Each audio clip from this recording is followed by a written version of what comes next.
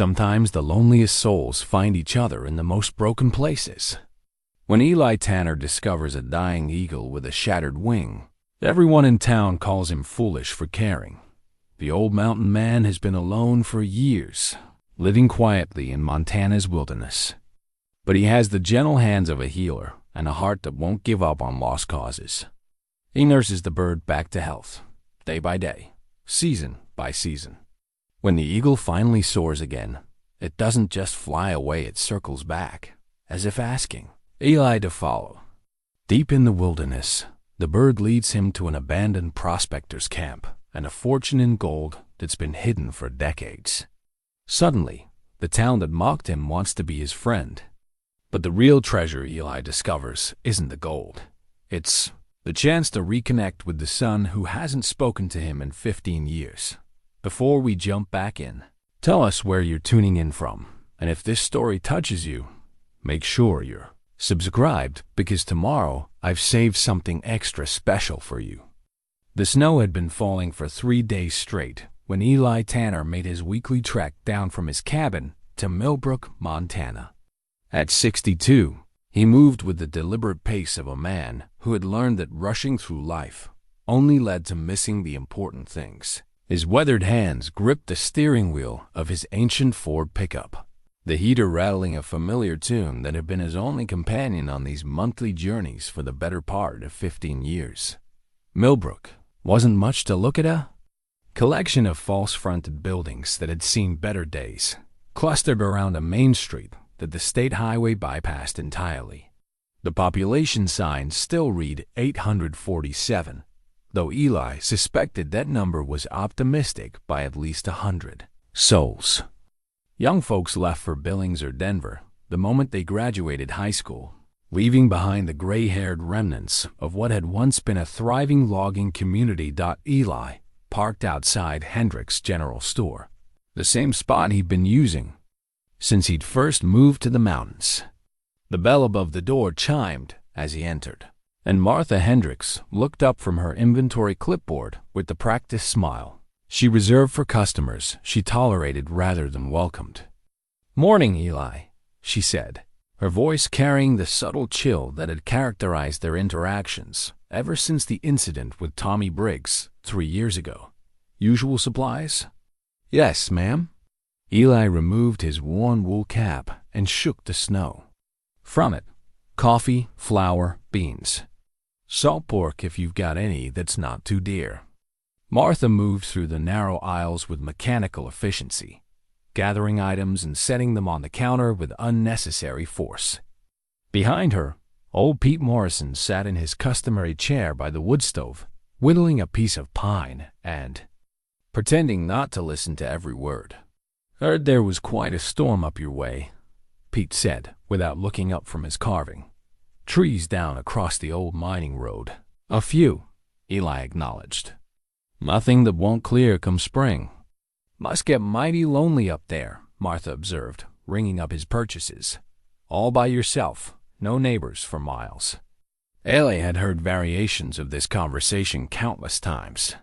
The townspeople seemed genuinely baffled by his choice to live in isolation, as if solitude were some kind of affliction rather than a deliberate decision. They didn't understand that after 37 years of marriage, after losing Sarah to cancer and watching their son Michael blame him for not getting her to the doctors sooner, the silence of the mountains felt like mercy rather than punishment. "Suits me fine," he said simply, counting out exact change from a leather wallet that had seen better decades. The bell chimed again as Roy Kettering pushed through the door, stomping snow from his boots with the exaggerated movements of a man who wanted everyone to notice his arrival. Roy owned the largest ranch in the valley and carried himself with the casual arrogance of someone who had never learned the difference between being respected and being feared. "Well, look what the cat dragged in," Roy announced, his voice filling the small store. "How's the hermit life treating you, Tanner?" "Can't complain," Eli replied, shouldering his bag of supplies. "You know, we could always use another hand at the ranch." Roy continued, though his tone suggested the offer was more mockery than genuine employment. Of course, that'd mean coming down from your mountain fortress and mixing with regular folk. Again, Pete Morrison's whittling knife paused mid-stroke. Martha suddenly found her inventory clipboard fascinating. The store fell into the kind of uncomfortable silence that small towns specialized in. Everyone knowing there was history, but pretending ignorance for the sake of keeping the peace. Eli met Roy's gaze steadily. I appreciate the thought, but I'm content where I am. Content, Roy repeated, rolling the word around his mouth like it tasted sour. That's one way to put it, I suppose. Though some might say a man's got responsibilities to his community, to his family. The barb found its mark as Roy had intended. Eli's jaw tightened almost imperceptibly, but his voice remained level. Everyone's got their own path to walk. True enough, Roy said, though his smile suggested he felt he'd won something. Just seems a shame, is all. Man with your skills, hiding away from the world like some kind of ghost. After Eli left the store, the conversation would continue without him, as it always did. They would dissect his appearance, his manner of speaking, the contents of his shopping list. They would speculate about his mental state, his financial situation, his relationship with his son, who never visited and never called. It was the price he paid for choosing solitude in a place where everyone's business was considered public property. The drive back to his cabin took him through 20 miles of winding mountain roads that most people avoided even in good weather. Eli had learned every curve, every pothole, every place where the creek ran too close to the roadbed. He'd reinforced the worst sections himself, hauling gravel and timber in the bed of his truck, because the county had ridden off this stretch of road years ago. His cabin sat in a natural clearing surrounded by towering Douglas firs, their branches heavy with fresh snow. He'd built the place himself after Sarah died, needing something to do with his hands while his heart learned how to beat without her. It wasn't large 2 bedrooms, a kitchen, a living room dominated by a stone fireplace, but it was solid and warm and private. The original homestead had belonged to his grandfather, a man he'd barely known who'd left him 40 acres of mountain, wilderness, and a handwritten will that simply said, "Make it count."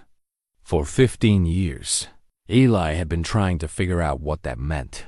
He unloaded his supplies methodically, storing the perishables in the root cellar he'd dug behind the cabin and the dry goods in the pantry Sarah had insisted on.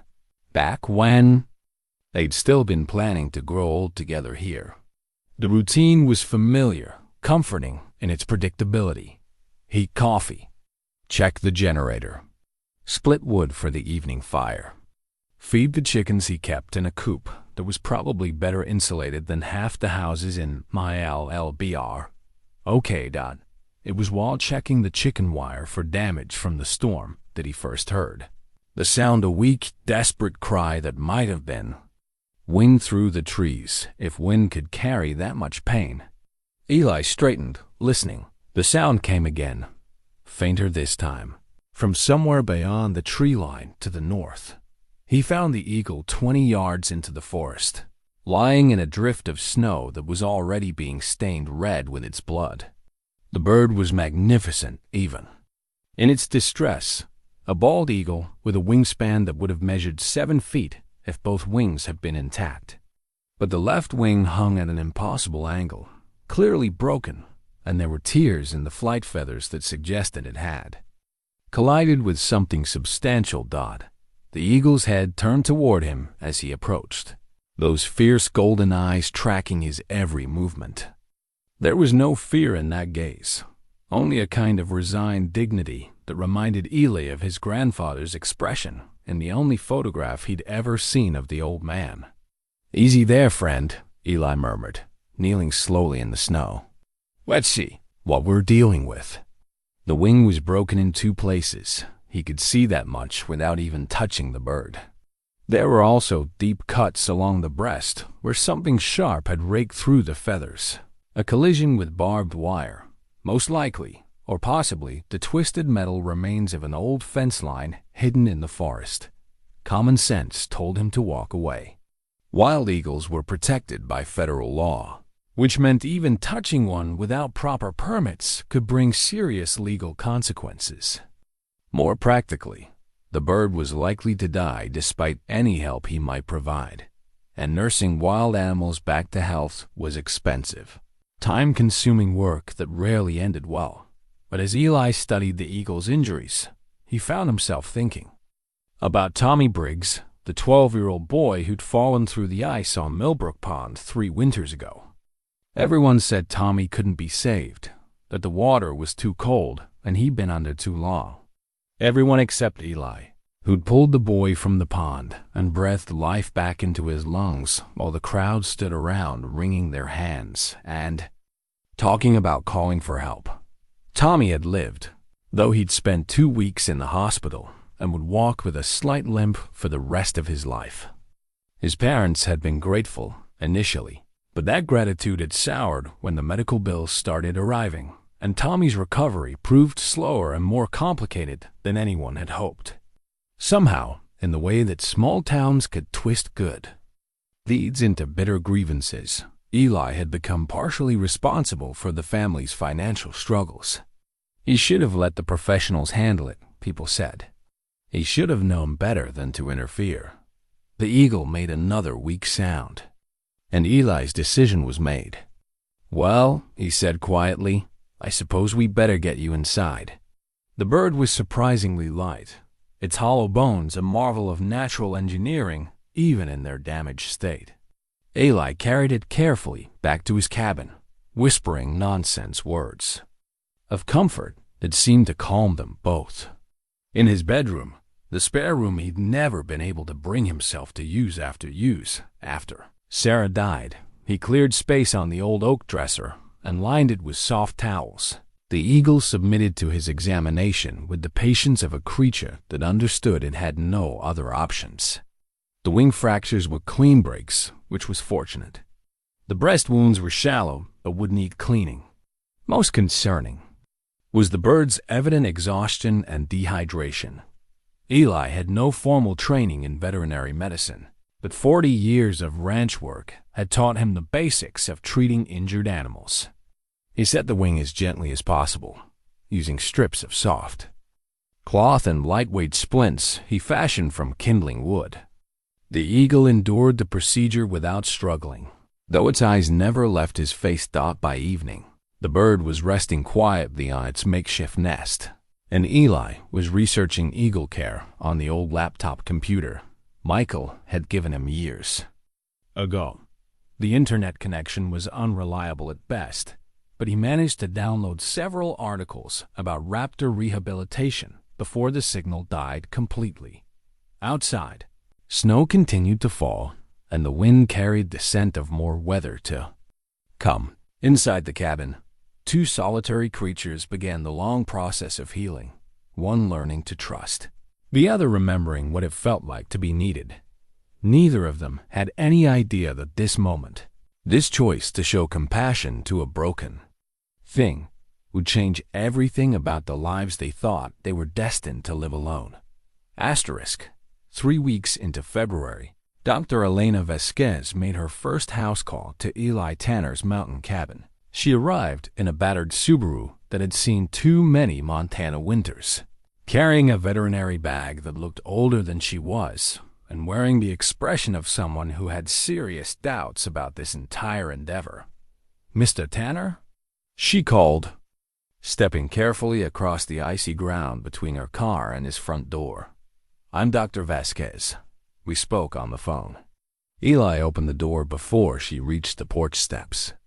At 28, Elena was young enough to be his daughter, with dark hair pulled back in a practical ponytail and intelligent brown eyes that missed very little.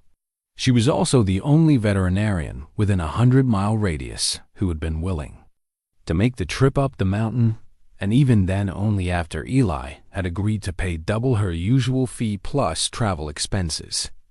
"Doctor," he said, stepping aside to let her enter, "I appreciate you coming all this way. I'll be honest, Mr. Tanner, This isn't exactly standard procedure. Treating wild eagles requires special permits, and if Fish and Wildlife finds out, they won't, Eli said quietly. Not unless you tell them. Elena studied his face, clearly trying to gauge whether he was naive about the legal implications or simply didn't care. Show me the bird. The eagle had been living in Eli's spare bedroom for 3 weeks now, and both man and bird had settled into a routine of careful mutual respect.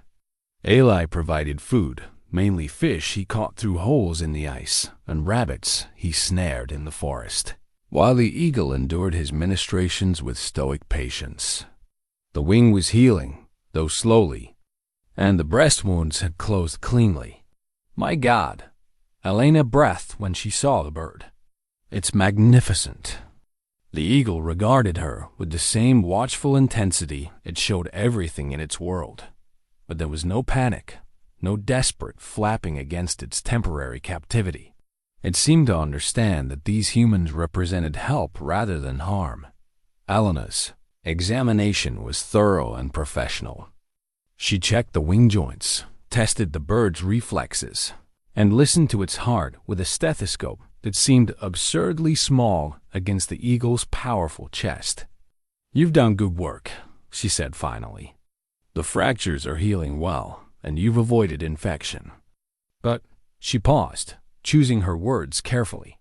This bird may never fly again. Not like it did before. Eli felt something cold settle in his stomach. What do you mean? The wing will heal, but there's been significant trauma to the flight. Muscles. Eagles need perfect coordination between both wings to achieve lift. Even a small deficit in strength or range of motion. But it might fly, Eli interrupted. Elena met his eyes. It might. But even if it does, Mr. Tanner, you can't keep it. Eagles aren't pets. They're wild creatures that belong in the wild. I know that. Do you? Because I've seen this before. People rescue injured wildlife, spend weeks or months caring for them, and then can't bring themselves to let go. They convince themselves the animal needs them, or that they're protecting it from a world that's too dangerous. Eli turned back to the eagle, which was watching this conversation with what seemed like profound interest. How long before it can be released? If it's going to fly at all, we should know within another month or two. The wing needs time to strengthen, and then we'll need to test its flight capability gradually. And if it can't fly? Elena's silence was answer enough after the veterinarian left, promising to return in 2 weeks. Eli sat in his chair beside the eagle's makeshift perch and tried to make sense of what he was feeling. It wasn't just attachment, though he'd grown accustomed to the bird's presence in ways that surprised him. It was something deeper, a recognition of kindred spirits, perhaps, or simply the knowledge that he'd invested too much of himself in this creature's recovery to easily accept failure. The eagle made a soft sound, almost conversational, and tilted its head toward him. Eli had begun to recognize the bird's different vocalizations, the harsh cry of distress, the softer chirp of contentment, and this particular sound that seemed almost like a question. I don't know either, friend, he said aloud, but we'll figure it out together. That evening, as he did every night, Eli called Michael's number in Seattle. As usual, the call went to voicemail after 4 rings. It's your father, he said to the recording, though he suspected Michael knew that from the caller ID, just checking in. Weather's been rough up here, but I'm getting by fine. Hope you and Jennifer are well. He paused, listening to the silence.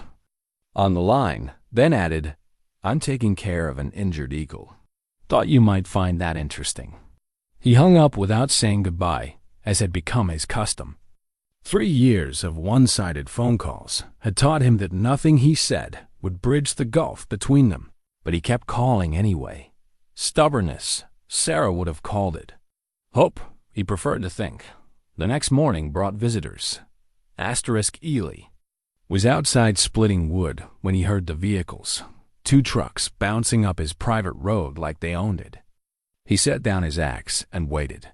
recognizing Roy Kettering's red Dodge even before it came into full view. The second truck belonged to Carl Morrison, Pete's younger brother, and the closest thing Millbrook had to a local law enforcement officer, though his actual title was something vague involving county animal control. They parked haphazardly in his yard, and Roy climbed out of his truck with the swagger of a man who'd been drinking courage from a bottle for the past hour. "Morning, Tanner," Roy called out. "Beautiful day, isn't it?" Roy. "Carl." Eli nodded to both men. "What brings you up the mountain?" "Well, that's an interesting question," Roy said, approaching with Carl trailing behind him like an uncertain shadow. "Word around town is that you've been harboring some kind of exotic pet up here. Big bird, supposedly." Eli kept his expression neutral. "That so?"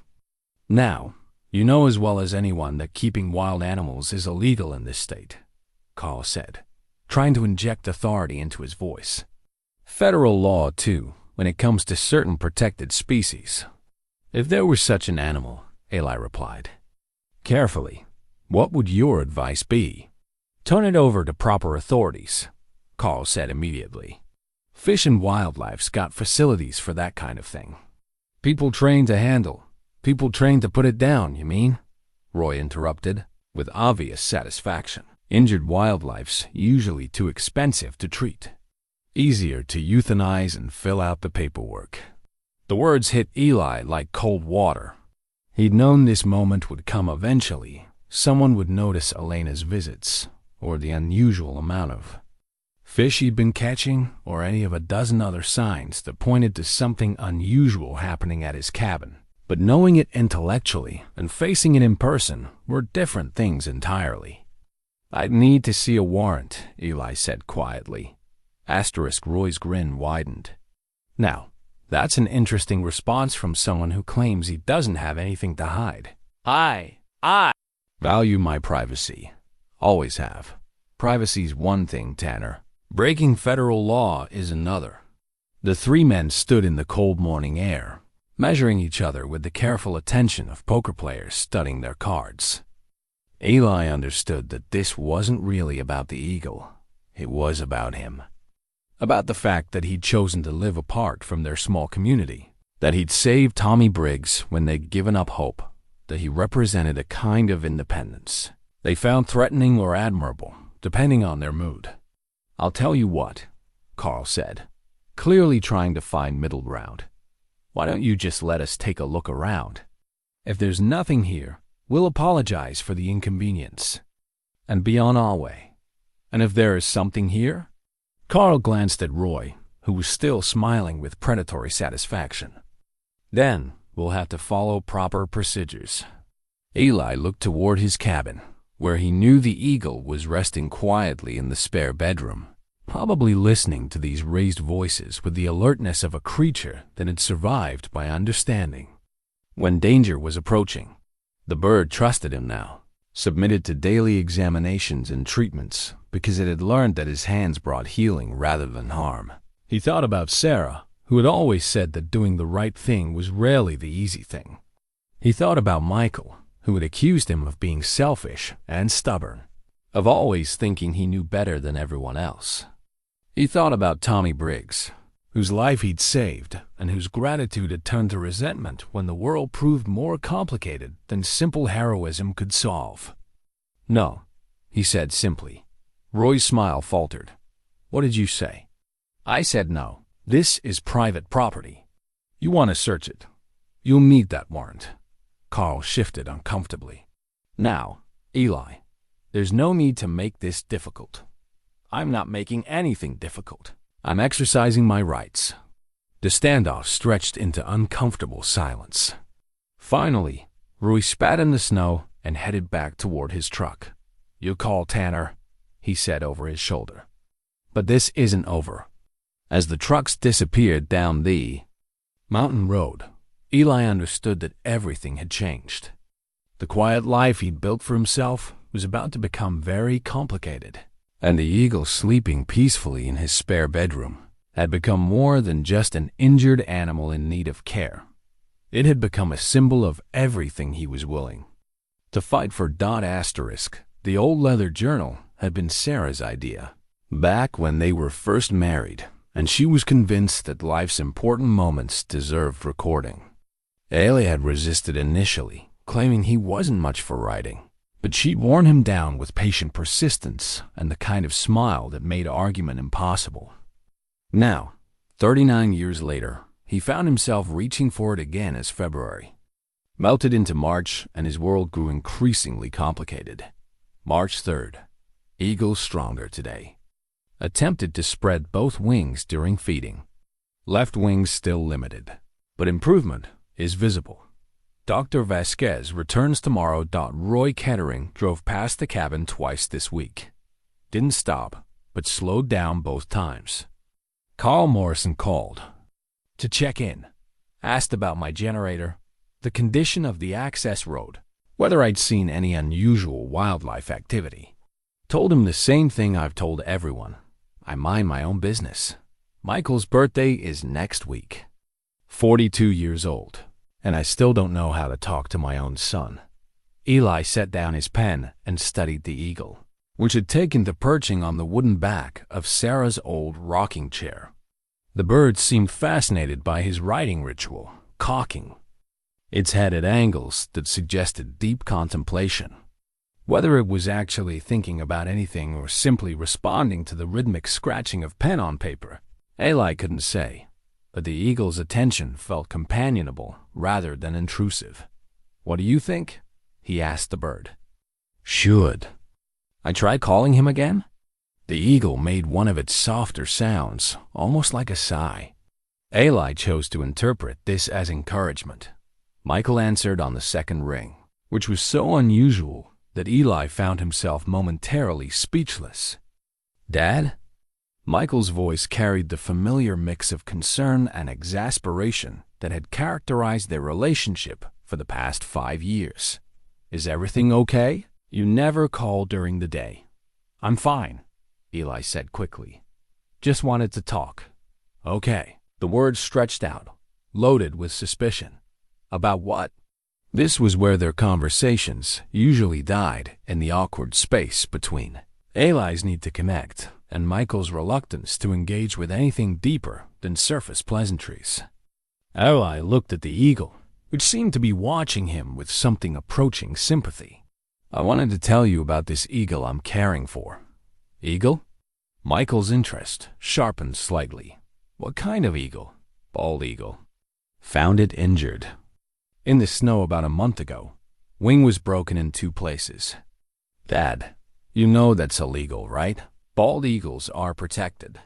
"I know what they are," Eli interrupted, "but I couldn't just leave it to die." The silence that followed was loaded with years of similar conversations. Michael had inherited his mother's practical streak and his father's stubborn streak, a combination that often put them at odds.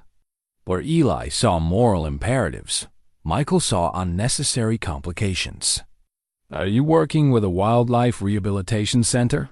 Michael asked finally. "Got a vet coming up from Billings. Young woman knows her business. That's good. That's smart." Michael paused. "How's the bird doing?" "Better. Wings healing, though she says it might never fly quite right again." "What happens then?" It was the same question that had been keeping Eli awake at night. "Don't know yet. Cross that bridge when we come to it." "Dad," Michael's voice carried a familiar note of concern. "You can't keep a wild eagle as a pet. You know that, right?" "It's not a pet." "Then what is it?" Eli looked at the eagle, which had moved from the rocking chair to the window and was studying the forest with the intent gaze of a creature that remembered freedom. "It's a living thing that needed help. Sometimes that's enough reason to act. Even if it gets you in trouble?" "Some things are worth getting in trouble for." Another silence, this one softer than the last. When Michael spoke again, his voice carried an echo of the boy he'd once been, the one who used to follow his father through the woods and believed that Eli Tanner could fix anything. "I remember when you rescued that hawk," Michael said. "I must have been 8 or 9. You kept it in the garage for weeks." "Red-tailed hawk," Eli confirmed. Hit by a car on Highway 12. You helped me feed it mice we caught in traps. Mom was furious about the mice. Your mother understood the necessity of it. She just didn't like the mess. They shared a moment of comfortable silence, both remembering Sarah's exaggerated disgust at finding frozen rodents in her kitchen freezer, and her secret smile when she thought no one was looking. Sarah had possessed the rare ability to be practical and romantic simultaneously, to disapprove of the inconvenience while approving of the impulse. "How is Jennifer?" Eli asked, changing the subject before the moment could turn awkward. "She's good, busy with work.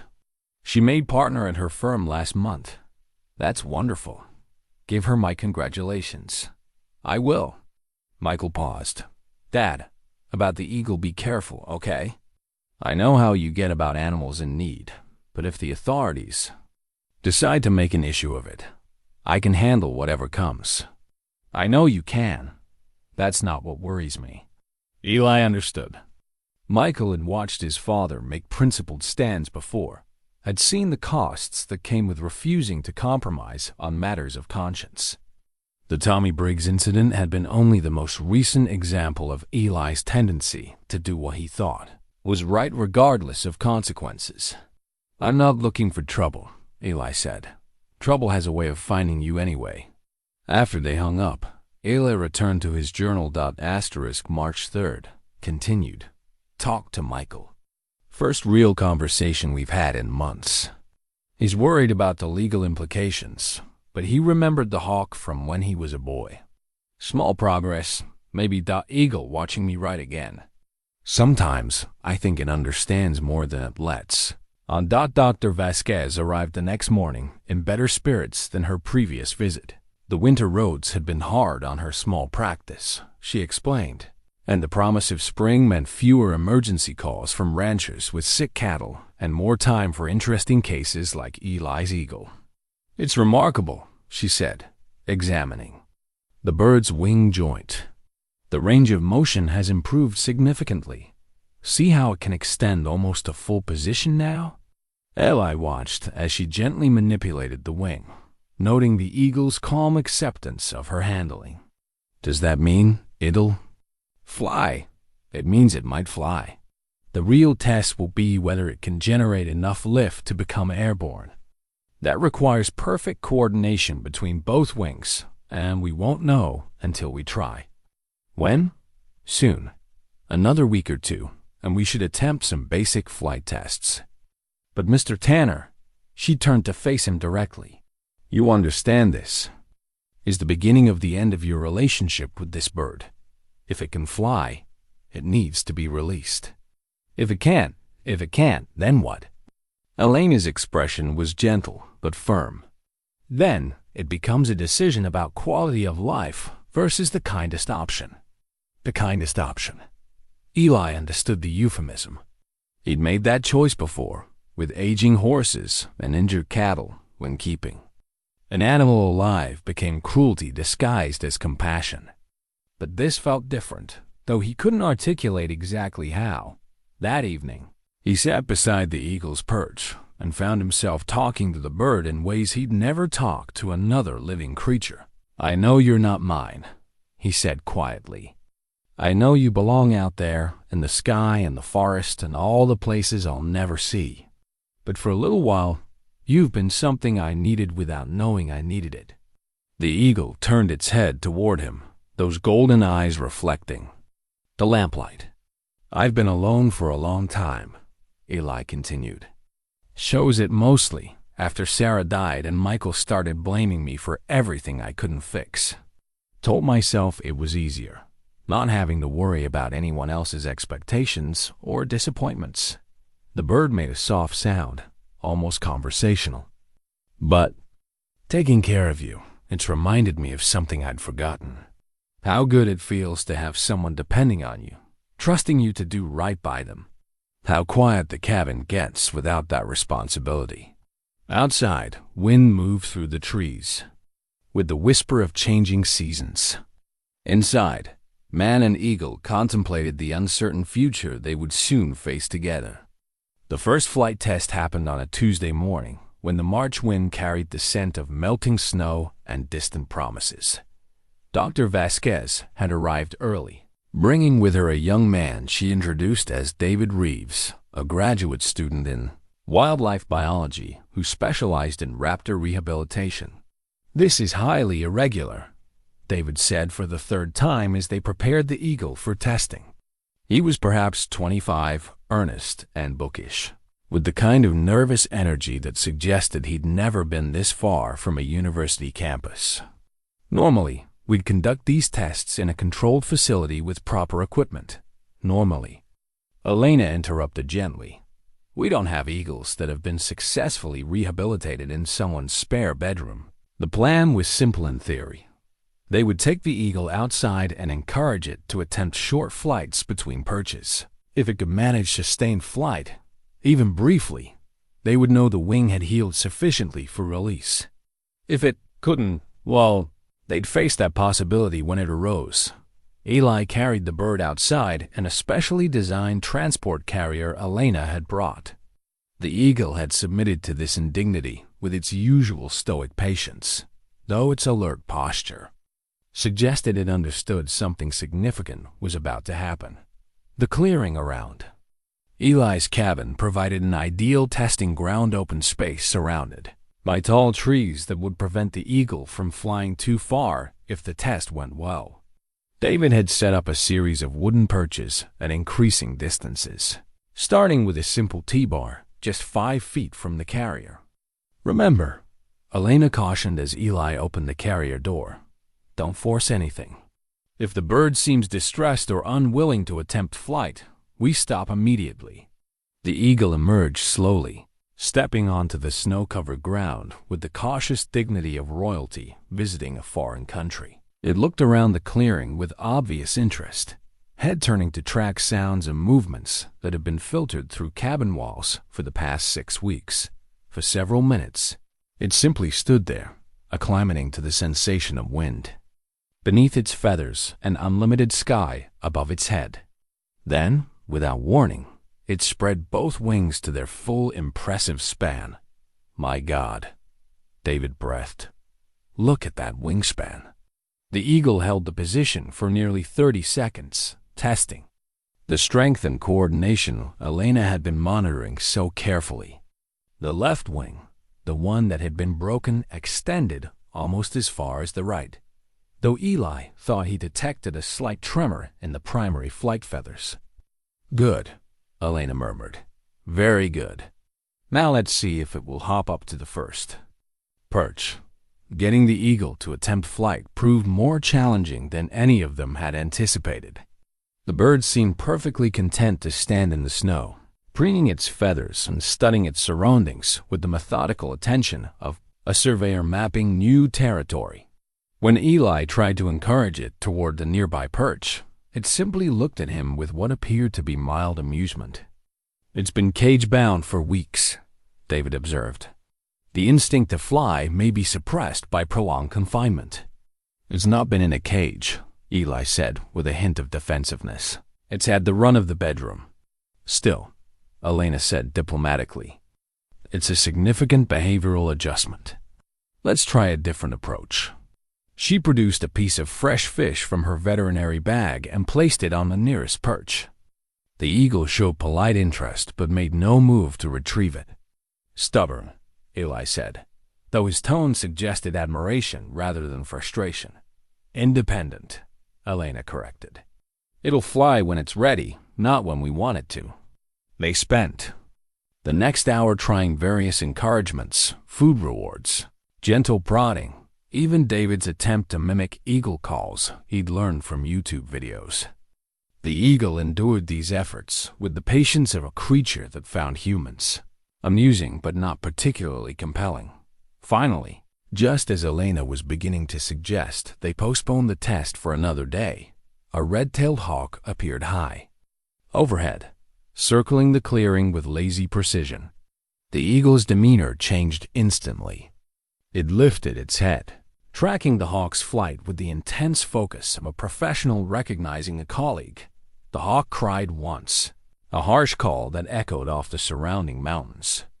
The eagle responded immediately, not with a vocalization, but with action. It spread its wings, crouched slightly, and launched itself toward the first perch.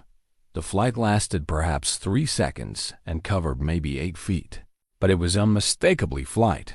The eagle landed heavily on the wooden T-bar, wings flapping for balance, but it had achieved lift and controlled descent.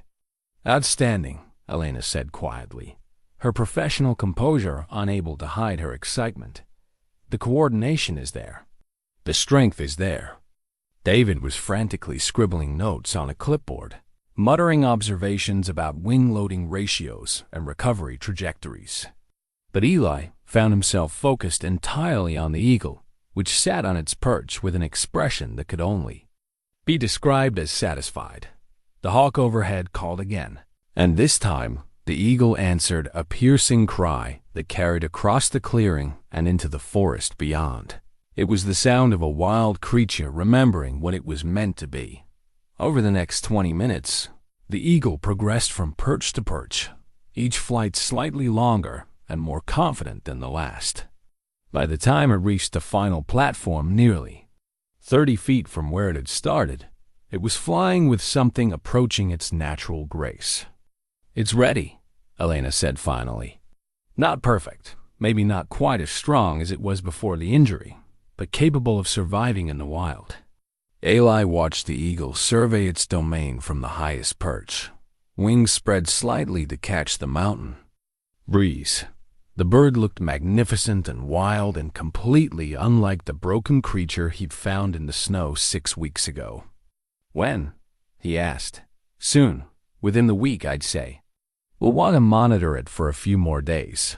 Make sure the flight capability is consistent." But Elena studied his face.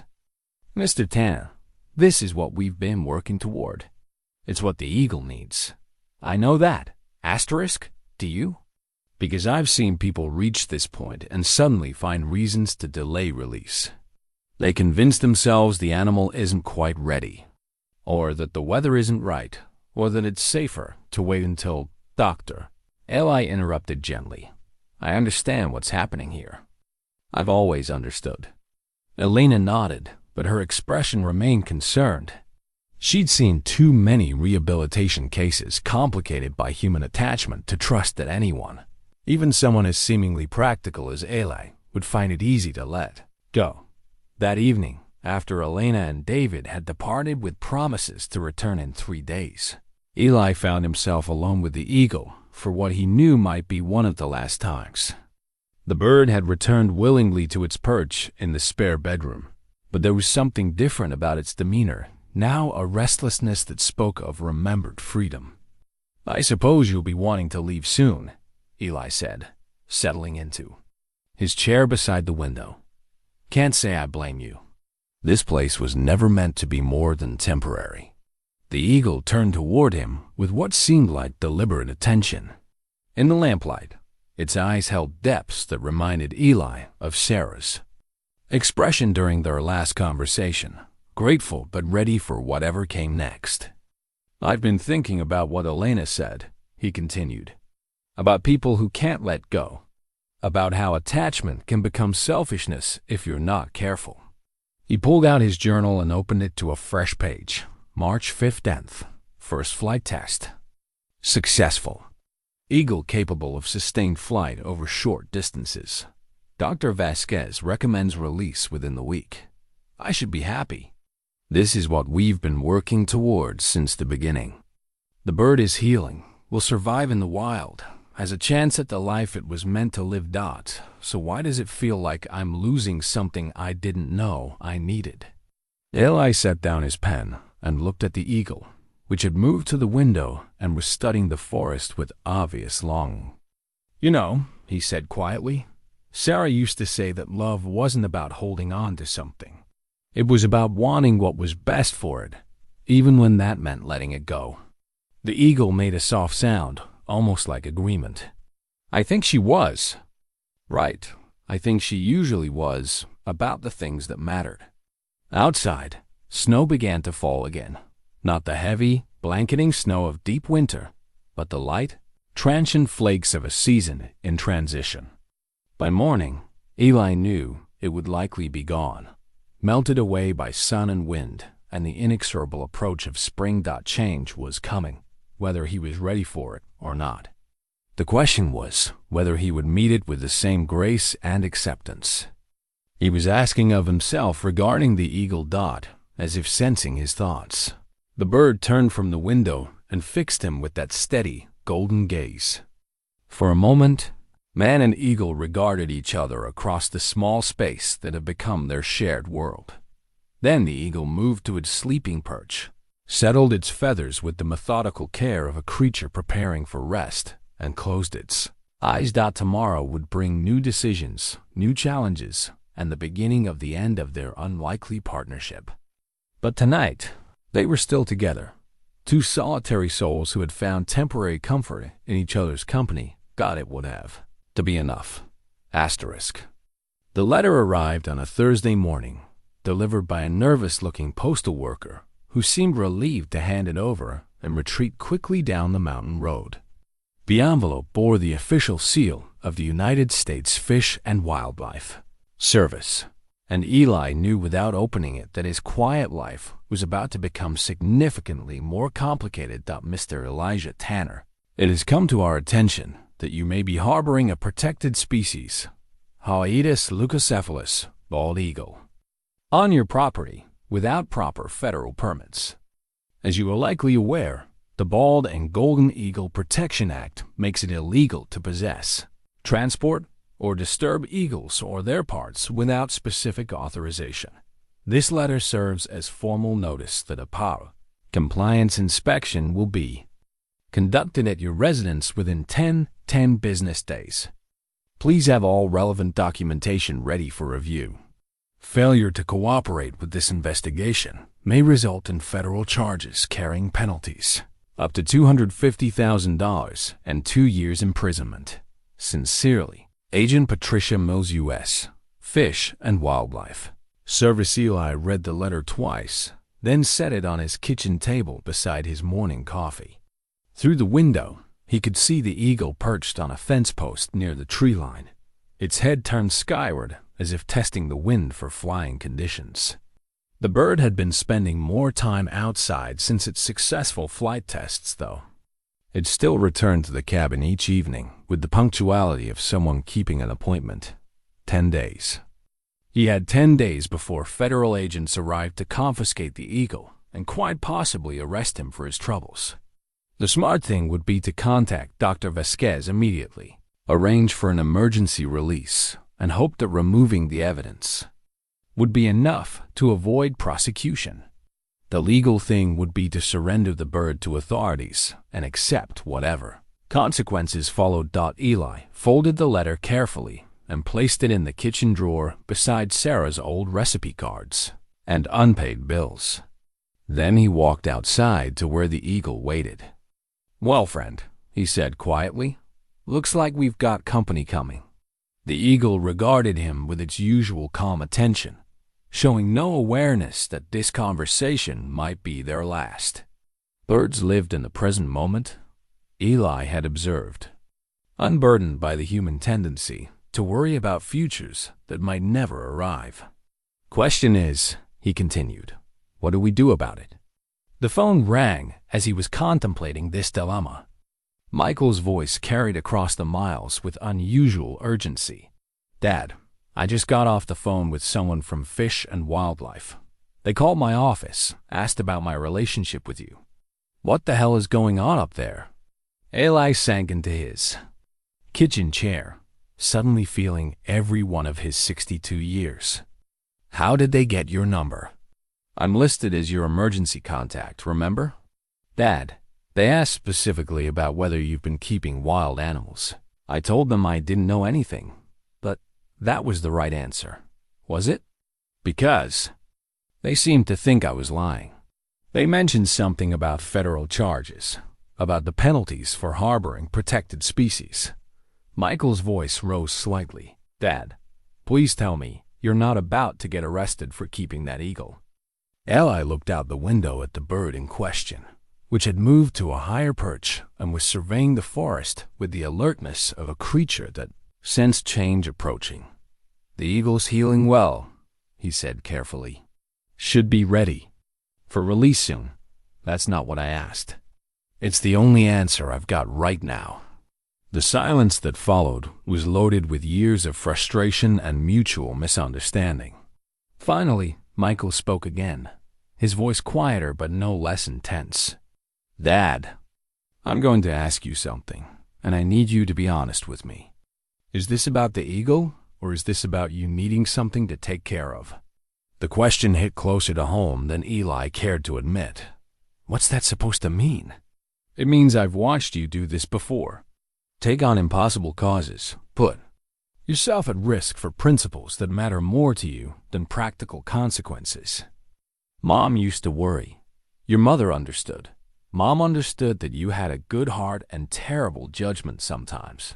She used to say you'd fight the whole world if you thought something was wrong, even if fighting just made everything worse." Eli closed his eyes, remembering Sarah's gentle attempts to curb his more quixotic impulses. She'd never tried to change him fundamentally, but she'd helped him choose his battles more wisely. Without her steadying influence, he'd been making decisions based purely on instinct and stubbornness. "The bird needed help," he said simply. "I know that.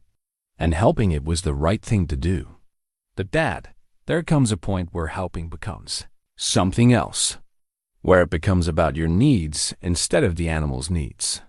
You think I should just hand it over to the government? Let them decide what happens to it? I think you should work with Dr. Vasquez to release it before the agents arrive. Do what's best for the eagle and what's safest for you." After Michael hung up, Eli returned to his journal. March 18th.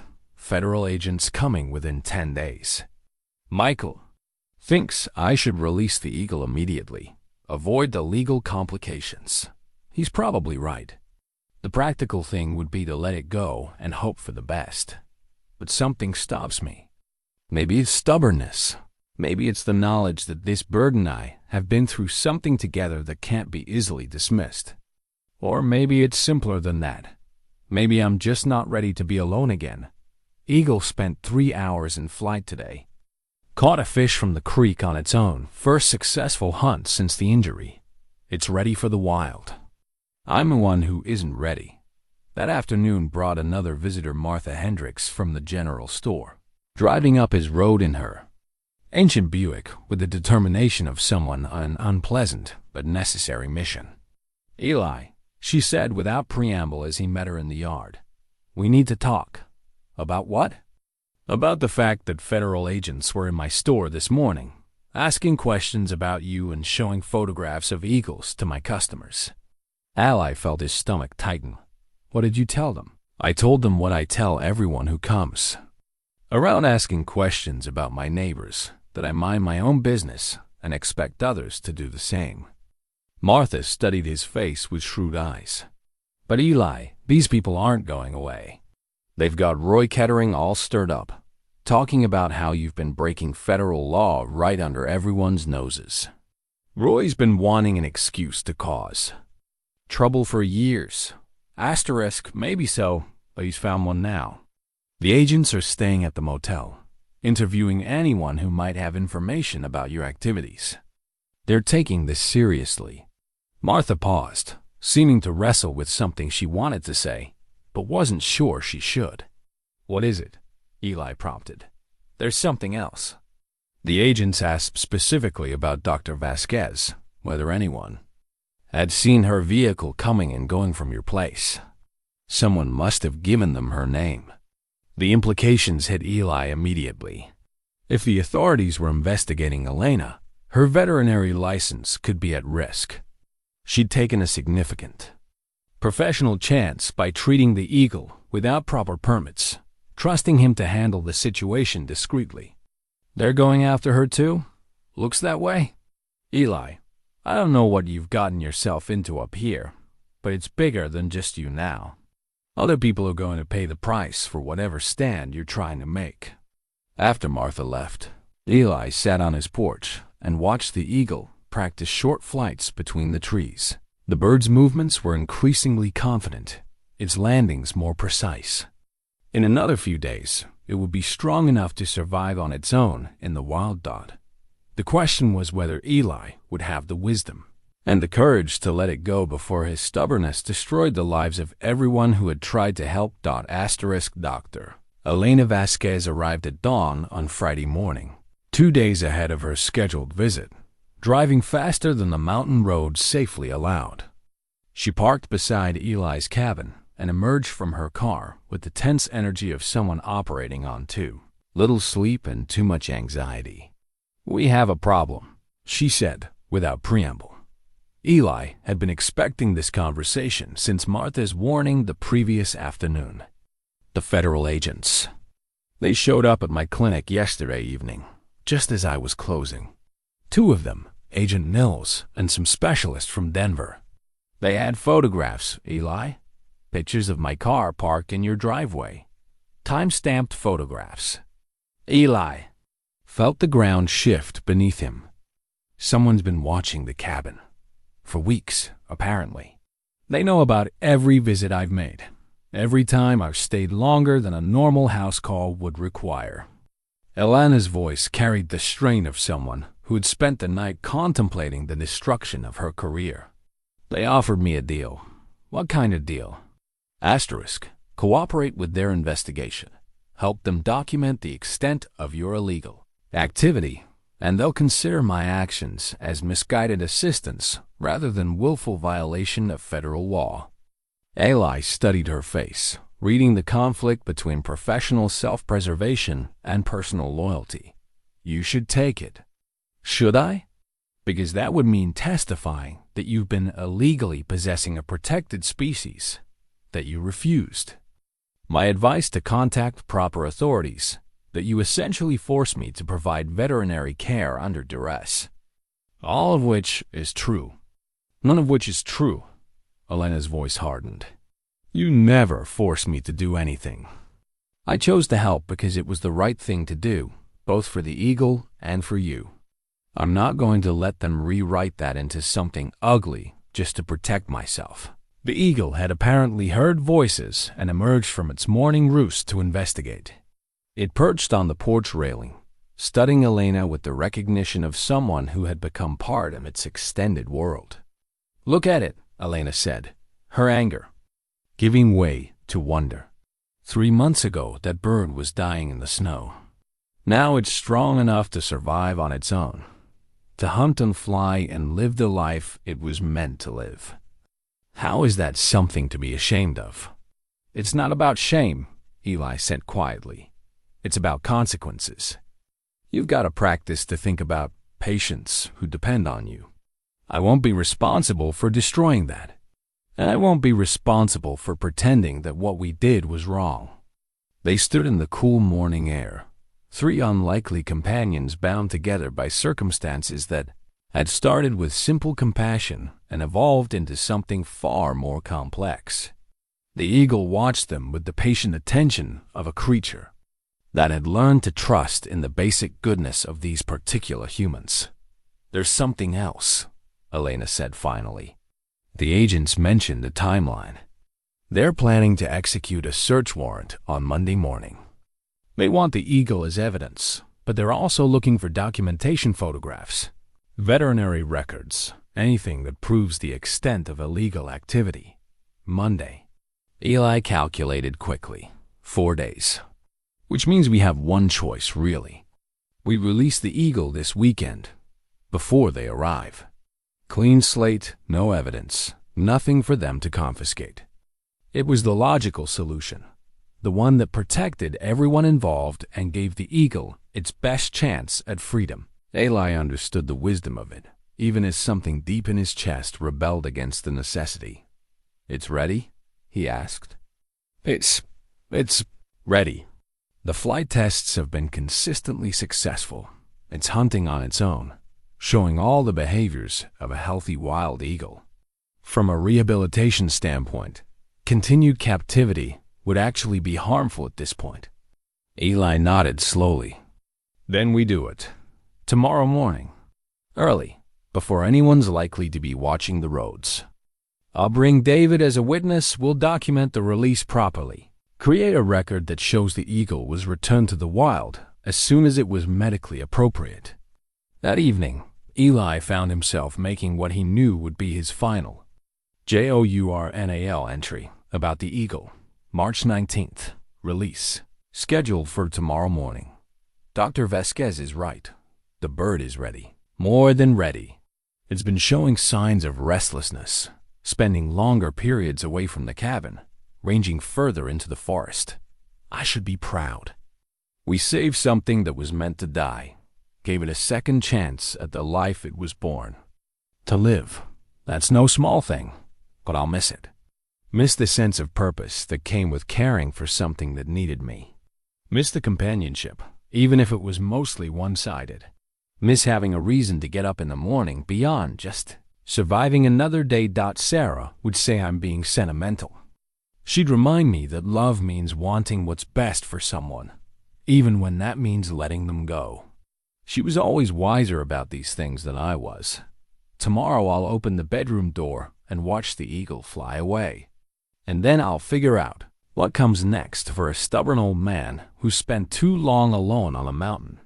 He closed the journal and looked at the eagle, which had taken its customary evening position on the back of Sarah's rocking chair. The bird seemed unusually alert, as if sensing that something significant was approaching.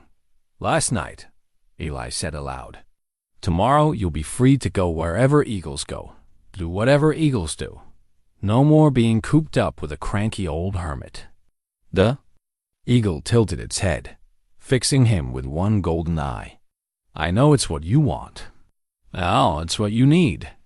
But I want you to know these past few months, taking care of you, watching you get stronger, it's been good for me. Better than good. It's reminded me of things I'd forgotten about myself. He reached into his shirt pocket and pulled out a small object, a single primary flight feather that had molted naturally during the eagle's recovery. He'd been saving it without really knowing why, but now the reason seemed clear. Something to remember you by, he said, setting the feather on the windowsill where the morning light would catch it. And maybe something for you to remember me by, though I don't suppose eagles think much about the past. The eagle made one of its soft conversational sounds, then settled into its sleeping position with the practiced ease of a creature comfortable in its surroundings. Outside, wind moved through the trees with the whisper of changing seasons.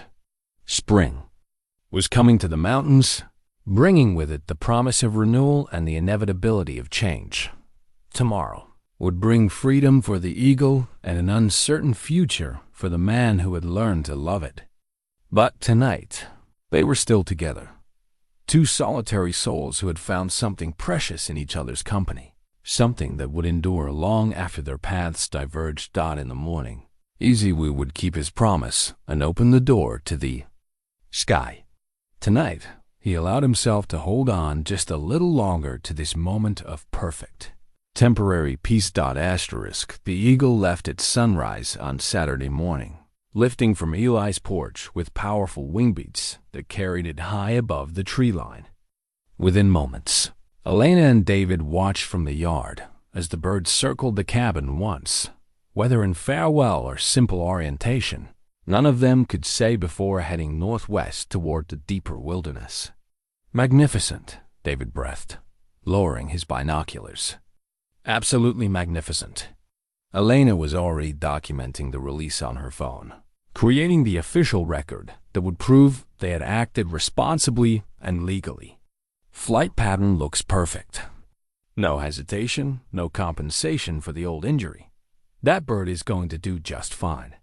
Eli said nothing, watching until the eagle disappeared into the vast blue Montana sky. The silence that followed felt different. From the familiar quiet of his mountain mornings, emptier somehow, despite the presence of his companions. Well, Elena said finally, that's that. You should feel proud, Mr. Tanner. You saved that bird's life. We all did, Eli replied, though his voice lacked conviction. After Elena and David departed, promising to provide documentation to the federal agents that the eagle had been properly released. Eli found himself wandering through his cabin like a stranger in his own home. The spare bedroom felt cavernous without the eagle's presence. Sarah's rocking chair looked forlorn and abandoned. He was sitting on his porch, drinking coffee that had gone cold an hour ago, when he heard the distinctive cry from somewhere high overhead. His heart lifted involuntarily as he scanned the sky, expecting to see the familiar silhouette of his former charge returning for one last visit. But the eagle that materialized above the tree line was different, smaller, with the mottled brown plumage of a juvenile rather than the distinctive white head and tail of an adult. It circled the clearing twice before landing on the fence post. That had become the adult eagle's favorite perch. Eli studied the young bird through his binoculars, noting its alert posture and the way it seemed to be scanning the area with deliberate purpose. Juvenile bald eagles often wandered far from their natal territories, he knew, but something about this one's behavior struck him as unusual. The young eagle remained on its perch for nearly an hour, occasionally calling in a voice that sounded almost conversational. Then, just as Eli was beginning to dismiss the visit as coincidence, the bird launched itself toward the tree line, not in the random flight pattern of a wandering juvenile, but with the purposeful direction of something following a specific path. On impulse, Eli followed. The terrain beyond his property line was rough, steep slopes covered with deadfall and rocky outcroppings that made walking treacherous. Eli had explored these woods extensively over the years, but the young eagle was leading him along a route he'd never taken, threading between massive granite boulders and through stands of ancient pine that seemed untouched by human presence. After half an hour of difficult hiking, the eagle settled on a dead snag overlooking a small valley that Eli had never seen before. The depression was hidden from view by the surrounding ridges, accessible only through the narrow gap the bird had shown him at the bottom of the valley. Partially concealed by undergrowth and fallen trees were the unmistakable remains of human habitation. Eli made his way carefully down the slope, using exposed roots and rock ledges for handholds. As he drew closer to the ruins, details began to emerge from the decades of accumulated forest debris. A collapsed cabin, its log walls still partially intact. The rusted remains of mining equipment, a sluice box, several metal pans, what might once have been a rocker box for separating gold from gravel. But it was the stone cairn near the cabin that stopped him cold. The marker was clearly intentional, a mayad. Careful stack of flat rocks rising 4 feet from the valley floor, topped with a piece of weathered wood that bore carved letters still legible despite years of exposure to the elements. E. Morrison 18891901 struck it. Oricelea stared at the marker, his mind racing. Morrison was a common name in these parts. Pete Morrison from the general store could easily be descended from this man. But more importantly, the inscription suggested that this Emil Morrison had found something valuable enough to commemorate. A quick search of the area revealed why the site had remained hidden for over a century. The valley was what geologists called a sink, a depression that collected runoff from the surrounding slopes but had no visible outlet. During spring snowmelt, it would fill with water, making the ruins inaccessible. By summer, when the water receded, the thick undergrowth would conceal everything from casual observation. But the young eagle had known exactly where. To lead him, as if summoned by his thoughts, the bird appeared overhead again, crying once before, disappearing back toward the tree line. Eli understood with sudden certainty that this was not a coincidence. The juvenile eagle was connected somehow to the adult he had cared for offspring. Perhaps, or a mate that had been searching for its partner during the months of rehabilitation. More importantly, the adult eagle had known about this place, had been trying to lead him here all along. Eli spent the next 2 hours exploring the site methodically. The cabin had been well built but hastily abandoned. Personal items, still scattered among the ruins, suggested the occupant had left quickly. In what remained of the root cellar, Eli found a metal box that had been wrapped in oilcloth and buried beneath the floorboards. Inside the box were documents that told a remarkable story. Emil Morrison had indeed struck it rich in the summer of 1901, finding a vein of gold-bearing quartz that ran along the eastern wall of the valley. His handwritten journal documented the discovery in excited, sometimes barely legible prose. July 15th, 1901. The quartz vein is bigger than I first thought. Follows the granite contact for maybe 200 yards. Color shows in every sample. This could be the big one, the one that sets a man up for life. July 22nd, 1901. Extracted near 40 ounces this week. The vein gets richer as it goes deeper. Could be thousands of dollars worth if it holds. August 3rd, 1901. Hidden. The best samples in the cache near the spring. If something happens to me, at least there's a record. The eagles have been watching me work. Smart birds. They know this place is special. The journal entries ended abruptly in late August. According to the final pages, Morrison had planned to return to town for supplies and mining equipment, intending to work the claim through the fall. But the can suggested he had never made it out of the mountains. More importantly, his reference to the cache near the spring sent Eli searching the upper end of the valley, where a small seep emerged from the granite wall, hidden beneath a carefully arranged pile of rocks. He found Morrison's insurance policy, a collection of gold samples that represented months of careful extraction and processing. Even with his untrained eye, Eli could see that the samples were remarkably pure. Chunks of quartz shot through with veins of native gold, some specimens showing more metal than rock. Based on the size of the cache and the current price of gold, he was looking at a fortune that would solve every financial worry he'd ever had. But as he knelt beside Morrison's century-old treasure, Eli found himself thinking not about wealth, but about the eagles that had made this discovery possible. The adult bird he'd nursed back to health had somehow known about this place, had tried to communicate its location in the only way available to a wild creature dependent on human compassion. The young eagle's cry echoed across the valley, and Eli looked up to see both birds, now adult and juvenile, perched side by side on the dead snag overlooking Morrison's claim. The adult bore a distinctive notch in its left wing, a permanent reminder of the injury that had brought them together. They had led him here deliberately. These magnificent creatures whose territorial ranges encompass secrets hidden for over a century. The question now was what he would do with the knowledge they had given him, and whether he possessed the wisdom to understand why they had chosen to trust him with it. Standing in the ruins of Emil Morrison's dreams, surrounded by evidence of a fortune that could transform his life, Eli realized that the eagles had given him something far more valuable than gold. They had given him a second chance to understand what really mattered. Asterisk.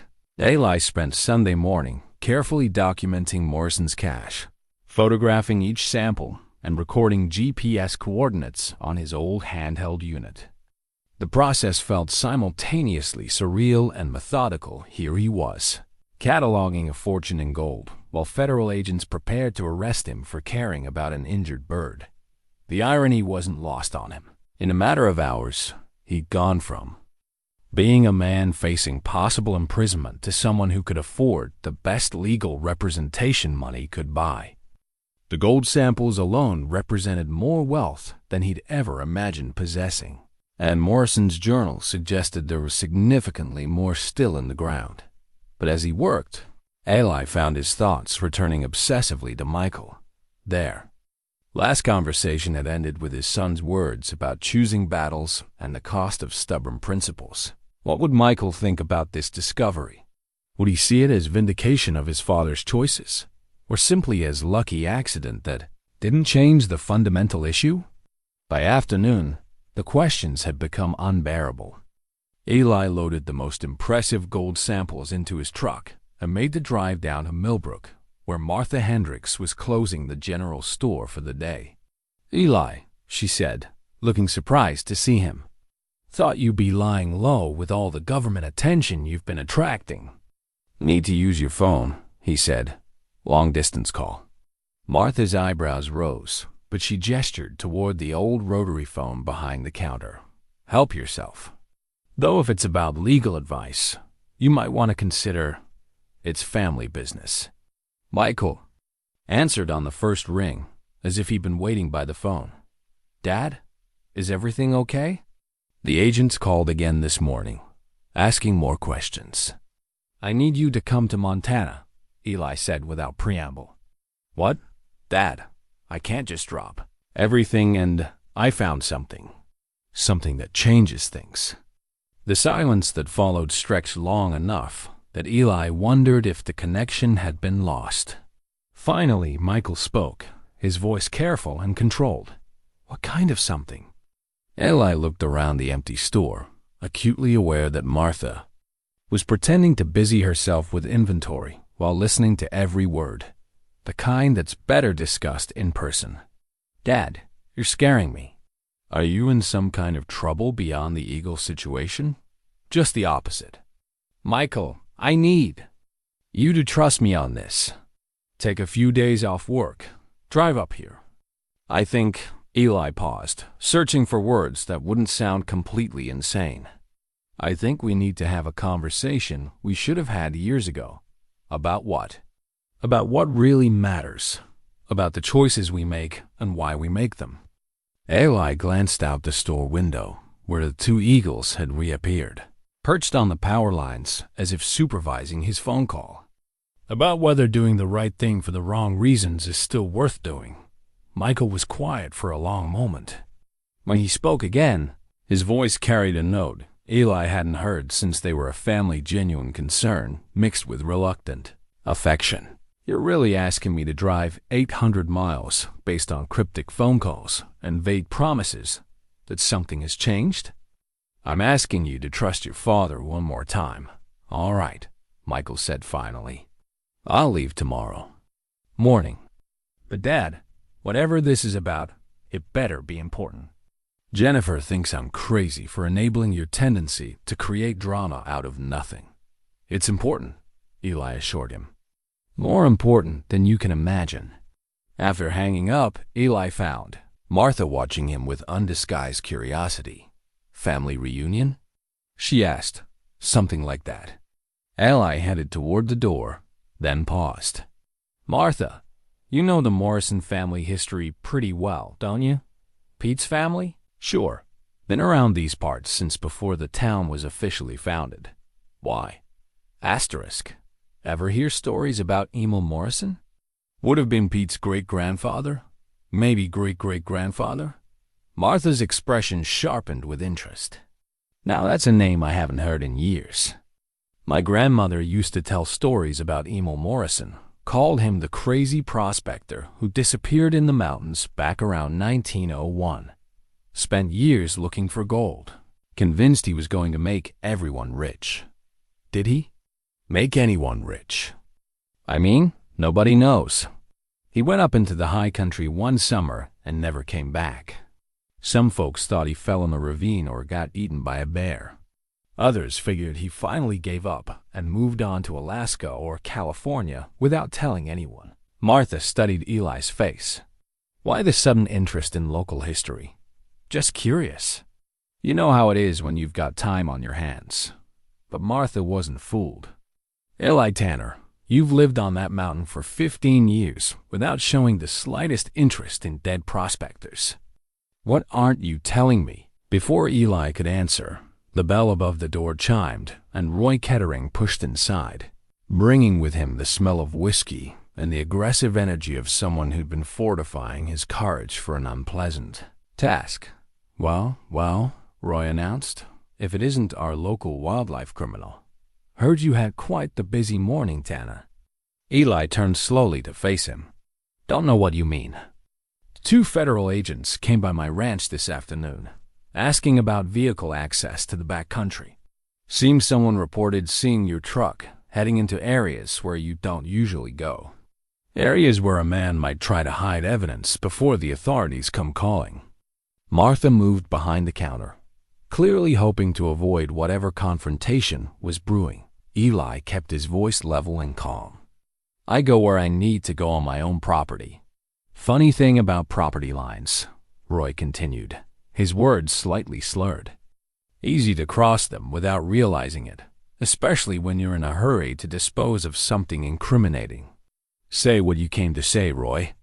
Roy stepped closer, and Eli could smell the alcohol on his breath. What I came to say is this. You've been thumbing your nose at this community for years, acting like you're better than the rest of us. But now you've gone too far, breaking federal law, involving decent people like Dr. Vasquez in your schemes, making us all look bad. The Eagles been released, Eli said quietly.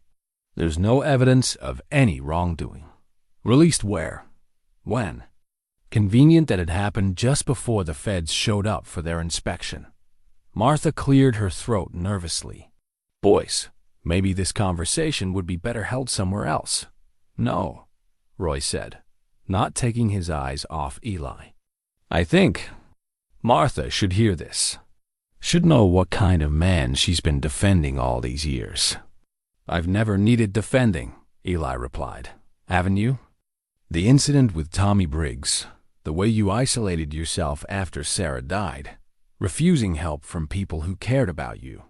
And now this Eagle business, more evidence that you think rules don't apply to Eli Tanner. The accusation about Sarah hit deeper than Roy could have known.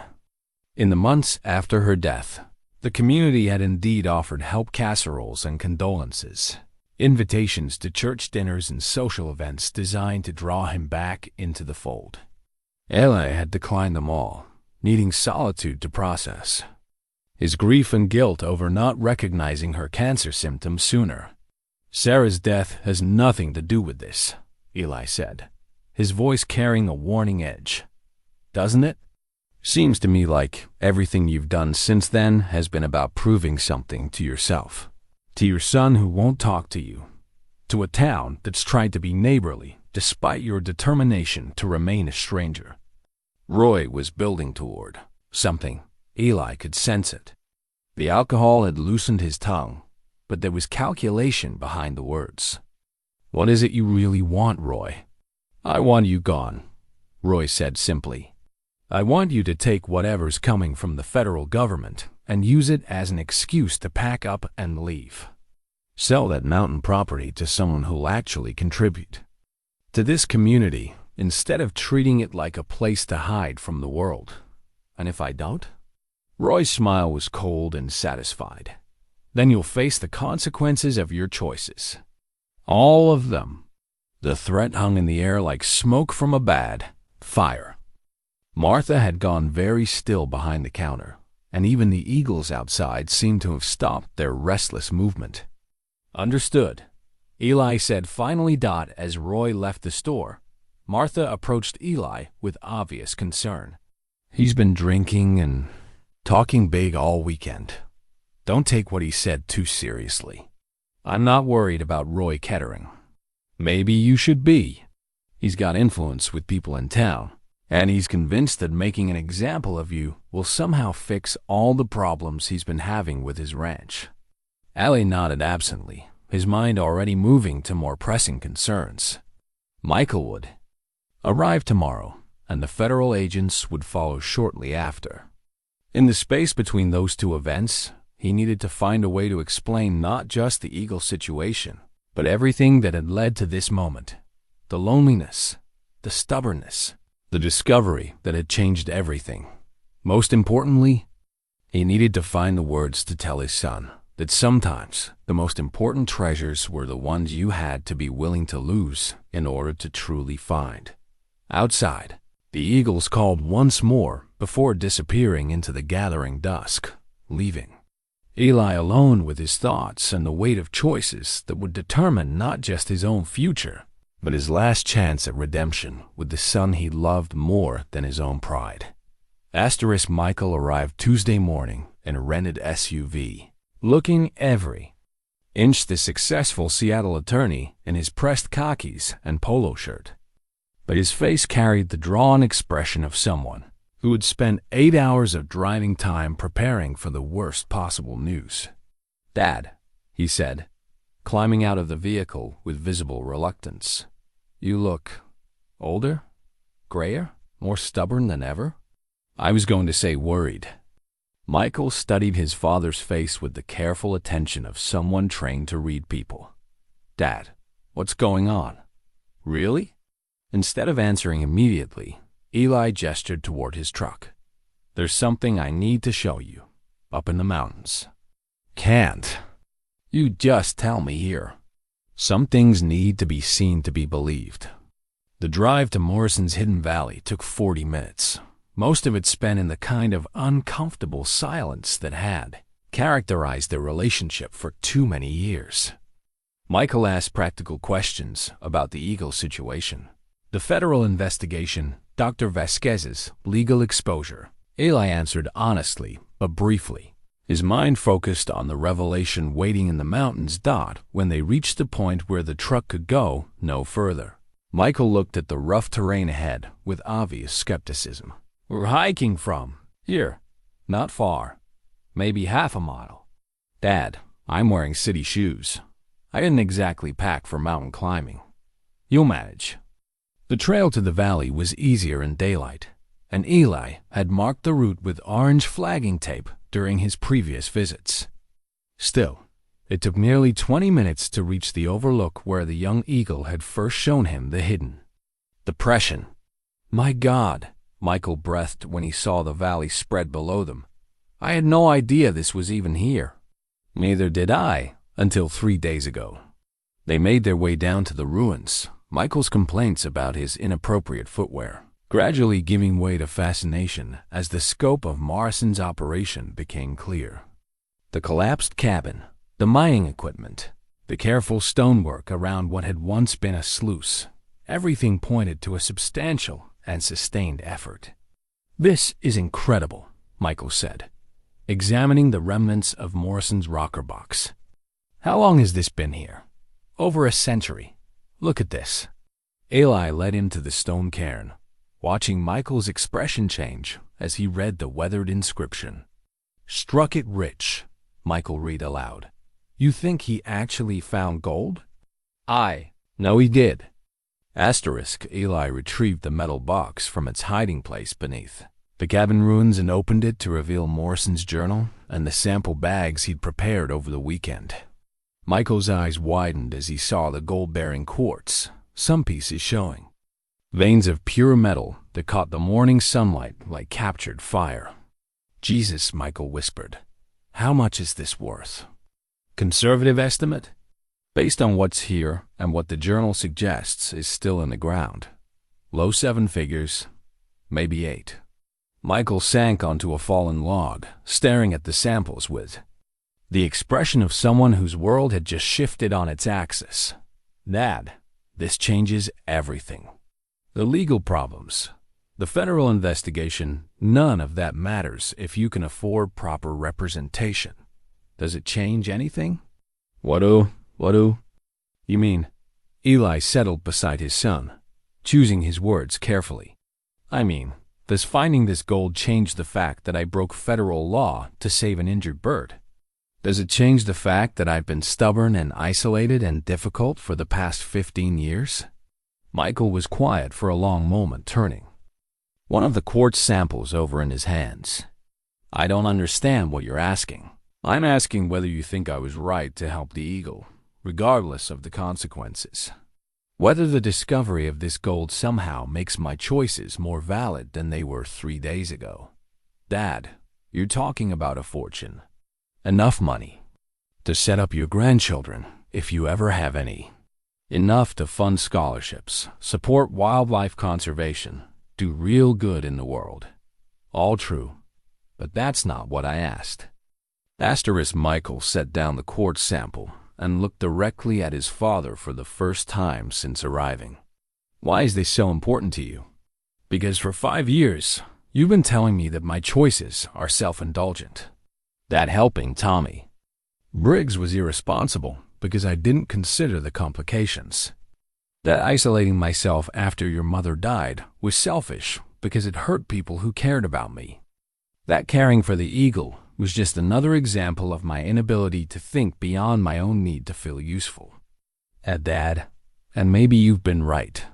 Maybe all of my choices have been about my needs rather than doing what's genuinely best for other people. But now I have the means to do enormous good in the world, and I need to know, do you think I'll make better choices with money than I did without it? The question hung between them like a bridge that could either connect them or collapse under the weight of years of accumulated hurt and misunderstanding. Michael was quiet for so long that Eli began to think he wouldn't answer at all. Finally, his son spoke, his voice carrying a note of something that might have been respect. "Asterisk, I think," Michael said slowly, "that the man who would spend months nursing an injured eagle back to health, knowing it was illegal, knowing it could cost him everything, the man doesn't need a fortune to validate his choices. Then why did it take finding gold for you to see that?" Asterisk, Michael's question struck home with the force of a physical blow. Eli looked across the valley, where the 2 eagles had reappeared and were hunting together above the tree line. The adult, teaching the juvenile the ancient patterns of survival and freedom. "Because," Eli said finally, "I stopped believing in myself after your mother died. Stopped trusting my own judgment about what was right and what was selfish. Dad, let me finish." Eli's voice carried the weight of years of accumulated regret. "When Sarah got sick, I convinced myself that her symptoms were just stress, just aging, just anything except what they actually were. I was so confident in my ability to take care of her that I ignored the signs that she needed real medical help." Michael's expression softened. "Dad, the cancer was aggressive. Even if you caught it earlier, we'll never know, will we? And that's the point. After she died, I started questioning every choice I'd ever made. Was I really helping Tommy Briggs, or was I just trying to prove something to myself? Was caring for the eagle actually about the bird's welfare, or was it about my need to feel useful? You saved Tommy's life. Did I? Or did I complicate his family's life because I was too arrogant to wait for proper help?" Eli picked up one of the gold samples, feeling its surprising weight. "You know what you said about me fighting the whole world if I thought something was wrong? You were right. But I stopped being able to tell the difference between fighting for something important and fighting just to prove I could win." The eagles cried overhead, their voices echoing off the granite walls of the hidden valley. Michael watched them for a moment before speaking. "The eagle led you here, didn't it? To this place." Both eagles, the adult and the juvenile. They knew about Morrison's claim somehow. Eagles, remarkable memories, passed territorial knowledge down through generations. They brought me here deliberately. Why? Eli considered the question, studying the birds that had become central to everything that mattered in his life. "I think they understood something I didn't. That sometimes the most important discoveries aren't the ones you're looking for. Meaning? Meaning. I've spent 15 years hiding on that mountain, telling myself I was choosing solitude when I was really just choosing to stop trying. Stop engaging with people who might disappoint me or whom I might disappoint. The eagle forced me to start caring again, despite the complications." Michael stood and walked to the edge of the clearing, his lawyer's mind clearly working through implications and possibilities. "Dad, what are you planning to do with all this?" "That depends on you." "On me?" "The gold changes everything and nothing. I can afford the best legal representation now, probably avoid any serious consequences from the federal investigation. I can set up conservation funds, support wildlife rehabilitation programs, do all the things that wealthy people do to feel good about themselves. But But none of that addresses the real question, which is whether I'm capable of making choices based on what's right rather than what feels good. Whether I can be the father you deserve, the community member this town needs, the man your mother believed I could be. Michael returned to the log beside his father, his expression thoughtful. You know, Jennifer thinks I'm too hard on you. She says I judge you by standards I don't apply to myself. What do you mean? I mean, I've spent 5 years criticizing your choices while avoiding any choices of my own that might involve risk or sacrifice. Jennifer and I want children, but we keep putting it off because the timing never seems right. We want to do meaningful work, but we stay with safe corporate jobs because they pay well. We talk about making a difference in the world, but we never actually do anything about it. That's different, is it? You risked federal prosecution to save one injured eagle. What have I risked lately for anything I claim to believe in? The admission hung between them, honest and painful. Eli reached into his pocket and pulled out the eagle feather he'd been carrying since the release, the tangible reminder of what courage and compassion could accomplish. Your mother used to say that the measure of a person wasn't whether they made mistakes, but whether they learned from them, whether they kept trying to do better. What did you learn from the eagle? Eli held the feather up to catch the light, watching the way it seemed to capture and hold the mountain's sunshine. I learned that taking care of something bigger than yourself, really taking care of it, despite the cost, that's what makes life worth living. I learned that being alone isn't the same as being independent. And I learned that sometimes the best way to honor the people you've lost is to keep believing in the things they taught you, even when it's complicated, especially when it's complicated. The eagles circled lower, their wings catching thermals that lifted them effortlessly above the valley floor. Watching them, Eli felt something he hadn't experienced in years, the quiet certainty that came with understanding exactly what needed to be done, regardless of the consequences. Michael, he said quietly, I want you to help me figure out how to use this discovery the right way. Not just the money, but the opportunity it represents. The chance to show that doing the right thing, even when it's difficult, even when it's costly, that still matters. Are you asking me to move back to Montana? I'm asking if you think your old man is worth taking a chance on. One more time. 6 months later, Eli stood on the porch of his cabin, watching Michael and Jennifer unload boxes from their moving truck. The September air carried the scent of changing leaves and the promise of winter, but also something else, the sound of laughter and planning and all the small domestic noises that came with building a life together. Dad, where do you want these law books? Michael called from the truck bed. Wherever Jennifer thinks they'll do the most good, Eli replied. This is her office now. The spare bedroom, the room where he'd nursed the eagle back to health, had been converted into a legal office for Jennifer's new practice.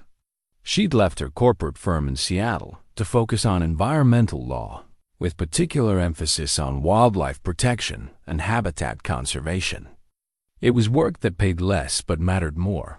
She'd told Eli, and the discovery of Morrison's gold had made financial security less pressing than personal fulfillment. The federal investigation had ended quietly, with no charges filed against anyone. Agent Mills had seemed almost disappointed by the anticlimactic resolution, the eagle properly released. All documentation in order. No evidence of ongoing illegal activity. Dr. Vasquez had emerged with her reputation intact and a new contract to provide veterinary services for the Wildlife Rehabilitation Center that was being funded by the Morrison Foundation. The foundation had been Michael's idea, a way to channel the gold mine's profits into meaningful conservation work. Named after the prospector whose century-old dream had finally been realized, it supported eagle rehabilitation programs across the Mountain West and provided grants for young veterinarians like Elena who were willing to work with wildlife in remote areas. The foundation board meeting is next week, Jennifer reminded Eli as she carried a box of legal files toward the house. "You need to decide about the education center proposal." "What education center?" Michael asked, setting down his own box. "To listen. The Audubon Society wants to build a raptor education facility near the mine site," Eli explained. "Use it to teach people about eagle conservation, the importance of protecting habitat. They're calling it the Morrison Tanner Center." "That's incredible, Dad. You're going to say yes, right?" Eli smiled at his son's enthusiasm, remembering when Michael had been that excited about everything, before life had taught him to be cautious about hope and commitment. "I'm thinking about it, though I'm not sure my name belongs on anything that official." "Are you kidding?" Jennifer said, emerging from the house. "The man who single-handedly rehabilitated a bald eagle in his spare bedroom? The man whose discovery is funding eagle conservation across 3 states? I think your name belongs exactly where it is." A familiar cry from overhead interrupted the conversation. All 3 of them looked up to see the adult eagle circling the cabin, its notched wing clearly visible even at distance. The bird had been making regular visits since spring, sometimes alone, sometimes with its mate and their 2 offspring from this year's nesting. "It's checking on you," Michael observed, "making sure you're staying out of trouble." "More likely checking on the progress," Eli said. "Eagles are practical creatures. It knows the foundation work is connected to the mine site, probably understands. That means better protection for its territory." The eagle called once more before disappearing toward the hidden valley, where restoration work was ongoing. The mining operation had been carefully planned to minimize environmental impact, with profits designated for conservation purposes rather than personal enrichment. It was slow, sustainable work that would provide funding for decades of wildlife protection efforts. "Dad," Michael said, his voice carrying a note of something that might have been pride, "I need to tell you something. Jennifer's pregnant." The words hit Eli like a physical force. He looked from his son to his daughter-in-law, seeing confirmation in Jennifer's glowing expression and the way Michael's hand had moved protectively to her shoulder. "Pregnant," Eli repeated, the word carrying more weight than seemed possible for such a simple syllable. 12 weeks, Jennifer said. "We wanted to wait until we were settled here before telling anyone." "Here? You're staying here permanently?" "The Foundation needs someone to oversee operations," Michael explained. "And Jennifer's environmental law practice makes more sense based in Montana than Seattle. Besides," he gestured toward the mountains surrounding them, "we want our children to grow up in a place where they can learn about things that really matter." Eli felt something in his chest that he hadn't experienced since Sarah's death.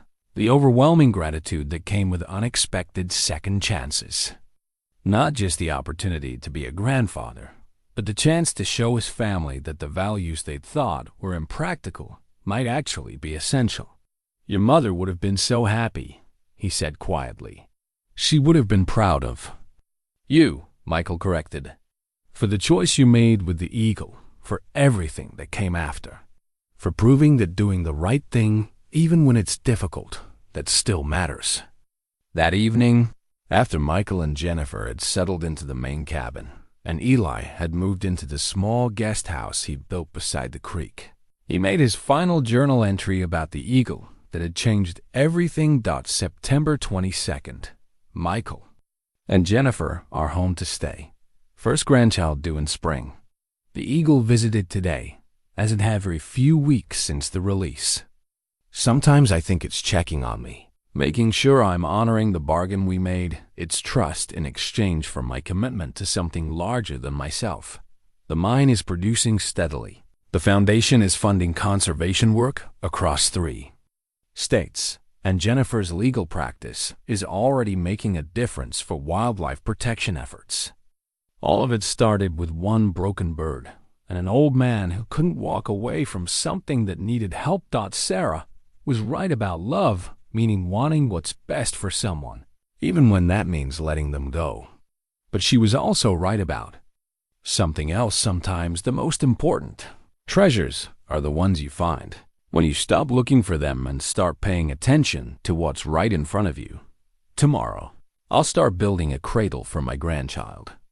Michael asked me to carve it from mountain pine, the same wood his own cradle was made from 42 years ago. Some traditions are worth preserving, just like some eagles are worth saving, just like some stubborn old men are worth a second chance at getting things right. The eagles still call from the high country, and their voices still sound like hope. Eli closed the journal and looked out at the stars beginning to emerge over the mountains. Somewhere in the darkness, eagles roosted.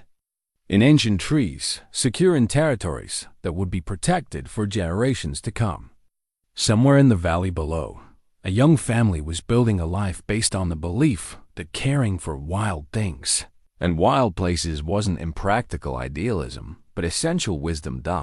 And somewhere in the space between earth and sky, between solitude and connection, between the person he'd been and the grandfather he was about to become, Eli Tanner had finally learned the difference between being alone and being complete.